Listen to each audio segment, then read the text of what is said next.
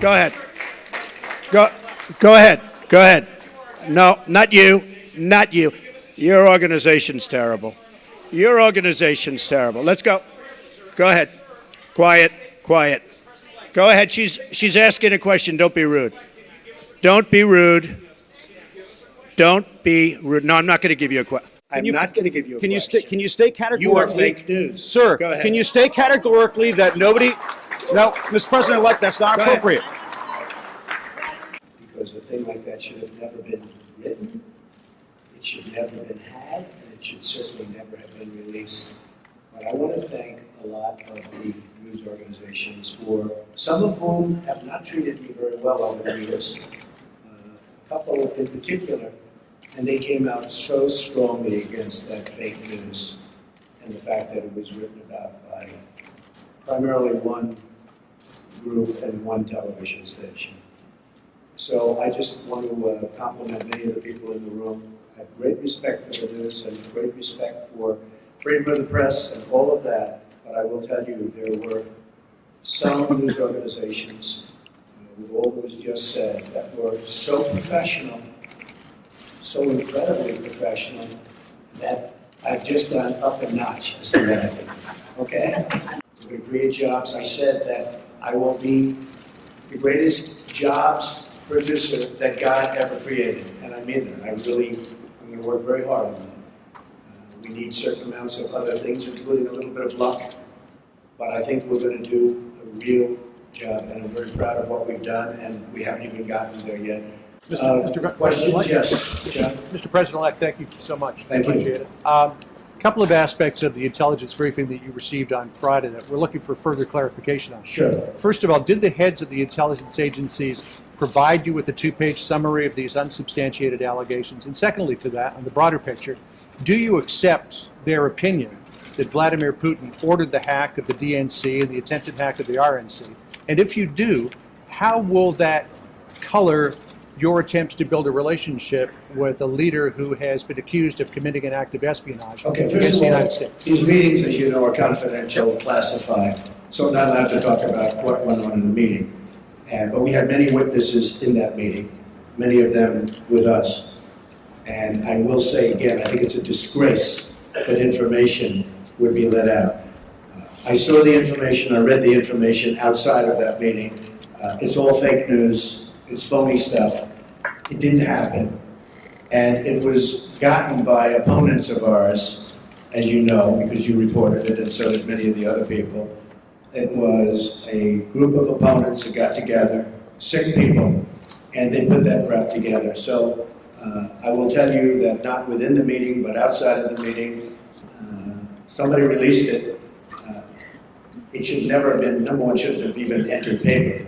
But it should never have been released. But I read what was released, and I think it's a disgrace. I think it's an absolute disgrace.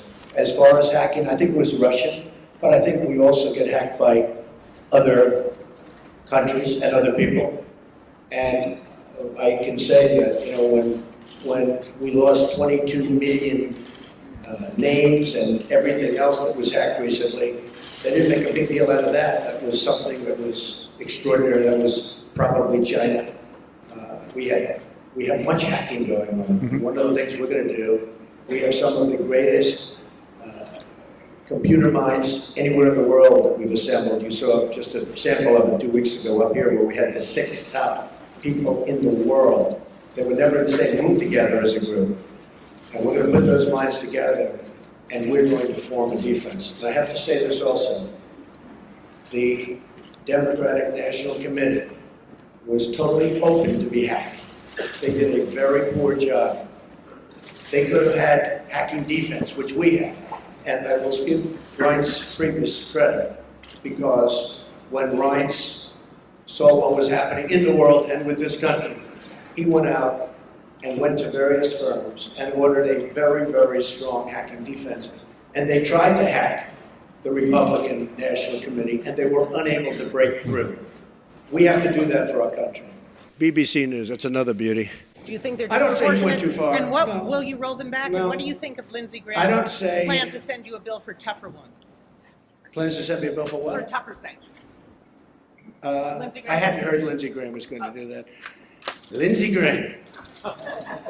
I've been competing with him for a long time, and he's going to crack that 1% barrier one day.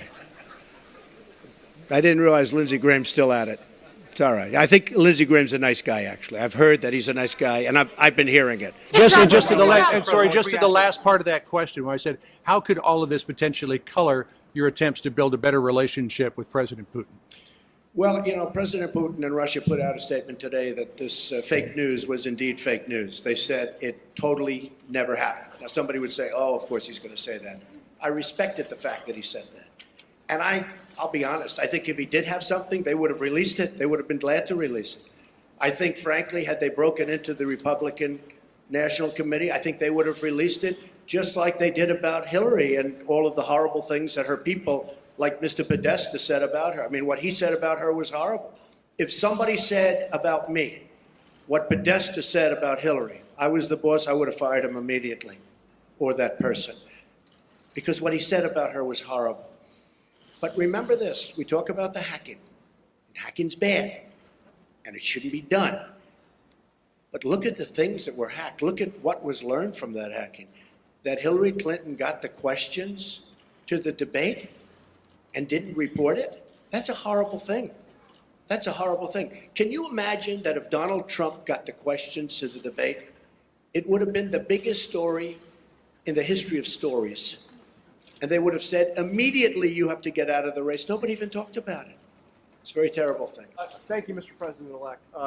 On that intelligence report, the second part of their conclusion was that Vladimir Putin ordered it because he aspired to help you in the election. Do you accept that part of the finding? And will you undo what President Obama did to punish the Russians for this, or will you keep it in place? If Putin likes Donald Trump, I consider that an asset, not a liability, because we have a horrible relationship with Russia. Russia can help us fight ISIS, which, by the way, is number one tricky. I mean, if you look, this administration created ISIS by leaving at the wrong time. The void was created, ISIS was formed. If Putin likes Donald Trump, guess what, folks? That's called an asset, not a liability. Now, I don't know that I'm going to get along with Vladimir Putin. I hope I do, but there's a good chance I won't. And if I don't, do you honestly believe that Hillary would be tougher on Putin than me? Does anybody in this room really believe that? Give me a break. Whether during your visits to either Moscow or St. Petersburg, you engaged in conduct that you now regret, and that a reasonable observer say that you are potentially vulnerable to blackmail by Russia or by its intelligence agencies. Let me just tell you what I do. When I leave our country, I'm a very high-profile person, would you say? I am extremely careful. I'm surrounded by bodyguards. I'm surrounded by people. And I always tell them, anywhere, but I always tell them, if I'm leaving this country, be very careful, because in your hotel rooms, and no matter where you go, you're going to probably have cameras. I'm not referring just to Russia, but I would certainly put them in that category. And number one, I hope you're going to be good anyway. But in those rooms, you have cameras in the strangest places. Cameras that are so small with modern technology, you can't see them and you won't know. You better be careful, or you'll be watching yourself on nightly television. I tell this to people all the time. I was in Russia years ago with the Miss Universe contest, which did very well. Moscow, the Moscow area, did very, very well. And I told many people, be careful, because you don't want to see yourself on television. Cameras all over the place. And again, not just Russia, all over. Does anyone really believe that story? I'm also very much of a germaphobe, by the way. Believe me. I think it was disgraceful that the intelligence agencies allowed any information that turned out to be so false and fake out. I think it's a disgrace. And I say that. And that's something that Nazi Germany would have done and did do. I think it's a disgrace. That information that was false and fake and never happened got released to the public. As far as BuzzFeed, which is a failing pile of garbage, writing it, I think they're going to suffer the consequences. They already are. And as far as CNN going out of their way to build it up, and by the way, we just found out I was coming down, Michael Cohen. Michael Cohen is a very talented lawyer. He's a good lawyer in my firm. It was just reported that it wasn't this Michael Cohen they were talking about. So all night long, it's Michael Cohen. I said, I want to see your passport.